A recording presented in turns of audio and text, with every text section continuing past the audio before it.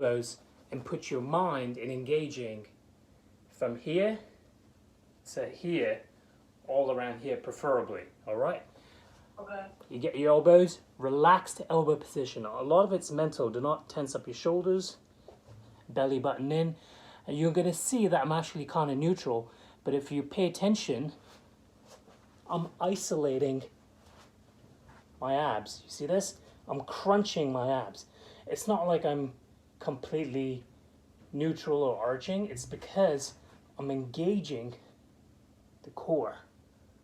Right? So a lot of the times you'll see a plank this way and you'll see that the lower back will kick in. But I literally want you to decide which muscle you want to engage. So if it's all in the abs, you got to go into this. And now watch my breathing.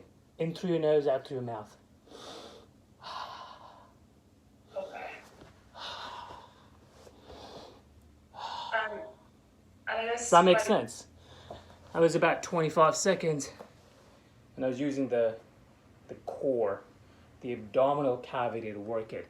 It's no different than when you go to the, like when I coach bodybuilders, I get the elbows tucked in, only use the bicep muscle to contract, not do this in the gym, right? So it's the same exact thing.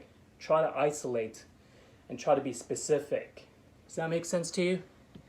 It does. And then I guess by concentrating on these core muscles, I just wonder, in your mind, are you sort of thinking primarily of using your core muscle, and then for the rest of the muscles, you're like, okay, like it doesn't matter. Exactly.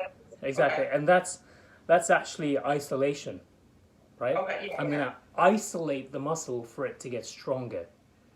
If I want to focus on that actual strength of the muscle. But if I want to use total body, neck, fingertips, legs, hips, eyelashes, everything, then I'll be doing it like this. Right? Everything's working. But if I want to isolate, that's me working the core.